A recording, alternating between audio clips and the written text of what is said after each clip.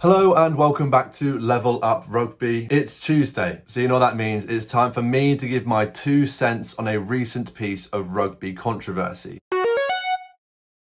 Yes, that's right. For all those older viewers that I have, I am bringing back this segment because I feel like there's things that need to be spoken about and you guys need to be kept up to date on, and I feel like it's a good chance for me to voice my opinion on it. Like I say, it's called 2 Cents Tuesday for a reason. That's all my opinion's worth, about 2 cents. So leave a comment down below as to what you think of the matters I'm going to bring up, because I'd love to open up a discussion and start to further the conversation around these topics. So back for the first episode in a long while, and we're going to be talking about rugby beef and provocational players, particularly after the past few weeks of antics that we've had, particularly from Nick White, but also from the likes of Dane Coles as well, that we've seen in the past, but it's really come to light in the past week and especially this weekend. These two players in particular are notorious for their shithousery, just causing chaos on the pitch for both players and referees, really stirring up a lot of confrontation with their words and actions. Not particularly by the code of the game, but definitely legally by definition. They are acting still within the guidelines, within the laws of the game, but it's very much down to interpretation how these acts are perceived and whether they should be a part of the game or not. It's undoubtable, like I say, that they're still acting within the laws of the game, but what they're doing doesn't exactly match up with rugby etiquette or the morals and the values of the game, in my opinion. I still think that the game is the game,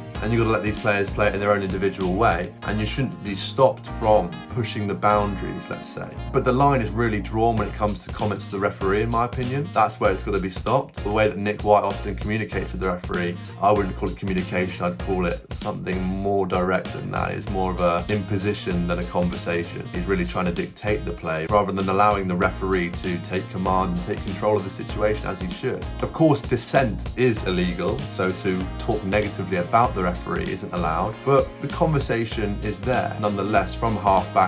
It's supposed to be directed through your captain, but in this case it's not. So again, that's open to the referee's interpretation, and I back a lot of referees to have those conversations. Look at the likes of Nigel Owens, for example, Wayne Barnes, really pushing through and opening up the communication with players, although still understanding the limit and the boundary, as we've seen with many quotes from Nigel Owens. However, although pushing the boundaries of legality, they still are acting within those laws. So therefore, the question has to be asked of the entertainment value that they're providing. Here we are now talking about it, listening to other people's opinions. It's stirring conversation. The best example I can think of is in boxing. A lot of the time, boxers and people in any combat sport really have to stir up publicity for their fights. The boxing alone, the MMA alone doesn't sell the fights. Look at Conor McGregor, Tyson Fury. They sell the fights through their antics, through their provocation, through their words, through the countless things they do to stir up attention and really start mixing the pot. Not only doing that to gain publicity and grow their event, but also to try and get in the heads of opposition. That's the two fronts at which I can see this being somewhat beneficial, this avenue of trying to mentally impose yourself on a situation and try and throw people off their game. Entertainment is at the core of any live sport. That's what sells. That's what increases views. That's what increases the salary of players. That's what increases the wage packages of everyone involved, is entertainment, regardless of who you are, what gender you are, what race you are, all those different possible variables. It's the entertainment factor that sells. So should we be thanking Nick White and Dane Coles for their antics, for increasing the value, or are their antics decreasing the value of rugby as a whole in the long run? I think a lot of people are drawn to rugby due to the values it holds and tries to enforce through refereeing decisions and through the collective community deciding on these things and whether they're right or wrong. So that's again a real split decision, because I can see the value that they bring in terms of stirring controversy and making it a bit more entertaining in the game, but also I can see how it detracts from what rugby really is in the long run. So please leave a comment down below as to what you think, whether these antics are valuable or whether they are detracting from our sport, lowering its value. However, it goes without saying that these somewhat ethically questionable antics are reaping some reward in the game.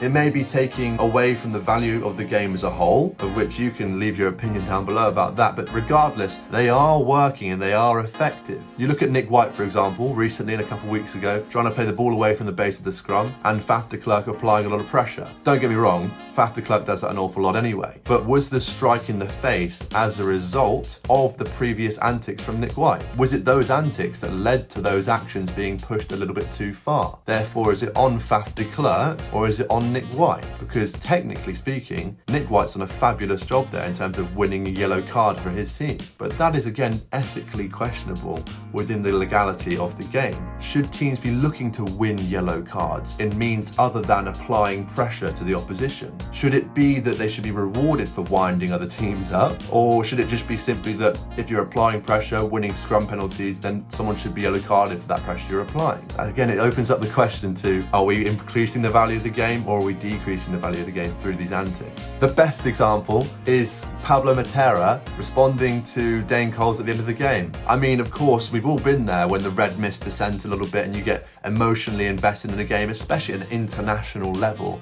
especially when you're off the back of a win, the first win on New Zealand soil, and then you come and try and back it up and you get absolutely spanked essentially. It's gonna hurt, especially for someone like Pablo Matera who plays with emotion. So when Dane Coles gets in his head like that and has that little cheeky grin on his face into the game, you can sympathise, you can empathise with the situation that Matera is in. But regardless, he is a professional athlete. He's not a personal athlete, he's a professional athlete. And therefore, when you're a professional, the same as when you're working in a suit in a business, you have to act professionally. Not only because you're setting an example for younger people, but because you're here to do a job. Of course, I can't call him out for such things where international rugby requires such a higher level of commitment, emotionally and mentally, physically, spiritually, socially, to the point where you can boil over like that. But at the end of the day, you're a professional. You're setting an example for younger people and you're here to do a job. You know, sometimes that job requires that commitment, but once the final whistle goes, that's rugby, and you shake the person's hand in front of you. They've done a good job on you there. And the only way that you can prove that they haven't in terms of provoking you is by not being provoked, by not allowing those words to get to you. That's how you win in the end in terms of that individual battle. But clearly, once that red mist descends, once emotion gets involved, it's very difficult to maintain that stoic exterior. So I can completely sympathise with Matera, but at the same time, clearly Dane Coles has won an advantage for his team. It may not have been a yellow card in the same case as Nick White did for Faf de Klerk, but he's won an advantage to the point where perhaps Pablo Matera was thrown off his game. So are these antics, this provocational shithousery tactics, really increasing the value of the game? Are they providing entertainment that draws more viewers? There's no press conference really in rugby where two people are going head to head, so does it really add that much value? Or is it detracting from the values of the game, therefore decreasing rugby's overall value? Should players be allowed to try and get in the head of one another legally within the laws without eye gouging or biting, just using their words? Is it providing more one-upmanship for players who can maintain a stoic mentality? Is it up to these professionals to remain professional and not take it personally? Or should that be frowned upon and we should purely be playing rugby for the sake of the game? Is it still legally within the laws of the game, although ethically questionable, but therefore down to the recipient to determine the outcome of the provocation? Whatever you say, in my opinion, at the end of the day, you should always shake hands with the person you've just been playing against. That goes without saying.